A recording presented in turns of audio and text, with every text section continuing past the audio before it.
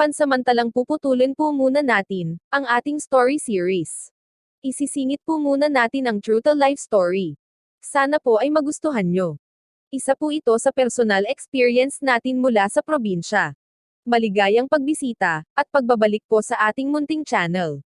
Ang ating storya po ay pinamagatang Ang Gasera ni Lola. Nagsimula po ito nang magtrabaho kami sa probinsya, bandang norte. Ito po ang probinsya ng aming boss. Madalas po may pasok kami lagi pag linggo. Pero nung araw na iyon ay wala po.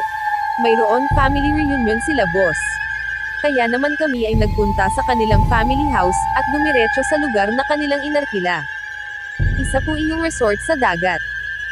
Ang sasakyan po namin ay isang kotse. Nagkasya na po kaming 7 doon. 3 po kaming trabahador na lalaki at ang pamilya ni boss. 2 oras po ang papunta sa venue. Nang makarating po kami doon, ay maayos na. Nandoon na ang nakatatandang kapatid ni boss. Kasama ang kanyang pamilya, at mga trabahador. Hindi rin po kami masyado nagtagal, siguro ay dahil taga doon lang rin kasi sila, at medyo sawa na siguro sa paliligo sa dagat. Bandang 3:00 ng hapon, kami ay umuwi na. 2 oras pa ang biyahe pa uwi. Habang nasa biyahe, itinuro ni boss ang isang lugar. Dahil probinsya iyon, natural na malalayo ang agwat ng mga bahay. Bumagal ang takbo ng aming sasakyan, at nagsimulang magkwento si boss.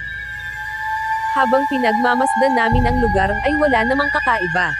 Bilisan muli ni boss ang pagpapaandar ng sasakyan. Paglipas ng ilang saglit, sabi ni boss, "Tingnan ninyo yung bundok." Nang tingnan namin, syempre, natural na matarik at papaakyat. Sabi ni boss, yung kaninang lugar na itinuro ko. Ang mga biyahe ng bus doon ay 24 na oras. Nasa 12 oras ang papunta sa Manila, mula sa terminal. 10:10 ng gabi. Umalis na ang isang bus, papunta ng Maynila. Pagdating sa lugar na itinuro ni boss, may pumara doon. Sabi ng driver, wow, swerte, may makukuha silang pasahero. Kadalasan kapag bumabiyahe ang mga provincial bus, ay naka-off ang ilaw para makapagpahinga, o makatulog ang mga pasahero. Pumara ang mga ito, kaya binuksan ng driver ang ilaw, at huminto ito sa tapat nila. Pumasok ang 6 na lalaking nakabarong. Sa isip ng driver, galing ang mga ito sa kasalan. Nang nasa loob na ang mga ito, umupo ang mga ito banda sa likuran. Pagkatapos ay pinatay na muli ang ilaw. Nagsimula na muli ang driver sa pagmamaneho ng bus. Makalipas ang ilang minutong pagpapaandar, ang driver ay may nakitang maliit na liwanag sa gilid ng kalsada. At nang makalapit pa ito, nakita niya ang isang matandang babae na may hawak ng gasera. Pumapara ito para sumakay. Sa probinsya po, ang mga gasera o lampara ay may nakapaikot na salamin para hindi mamatay ang apoy. Bumagal ang andar ng bus. Binuksan muli ang ilaw, at huminto ito sa tapat ng matandang babae. Bumukas ang pintuan ng bus. Naghintay ang driver na sumakay ang matandang babae. Sa isip ng driver, ang tagal naman sumakay ni Manang. Kaya sumenyas ang driver sa konduktor na sunduin. Para alalayan. Bumaba ang konduktor para sunduin. Nang nasa ibaba na siya, nagtaka ito, walang tao sa gilid ng kalsada. Pumunta pa ito sa bandang likuran para i-check. Ngunit walang tao. Bumalik ang konduktor, at umakyat na sa bus. Ang sabi nito, walang tao. Dahil parehas nila itong nakita. Nagtawanan na lang ang konduktor at driver. Isinara na ang pintuan, at nagsimulang paandarin muli ang bus. Patuloy pa rin nagtatawanan ang konduktor at driver. Kinuha ng konduktor ang tiket para singilin ang 6 na bagong sakay. Nang pumunta ito sa likod, nabahan ang konduktor dahil wala na ang 6 na lalaking nakabarong. Agad naman niya itong sinabi sa driver.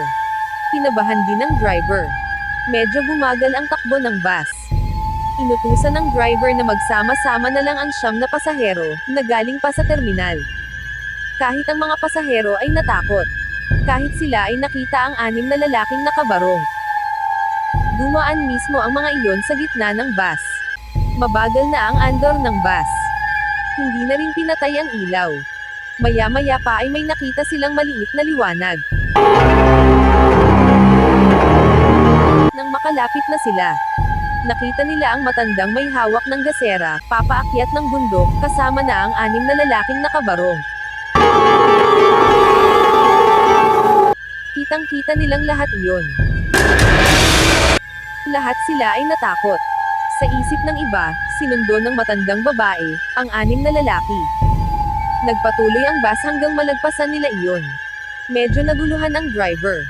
Ang mga 9 na pasahero ay nag-usap-usap. Baka iyon ay isang babala.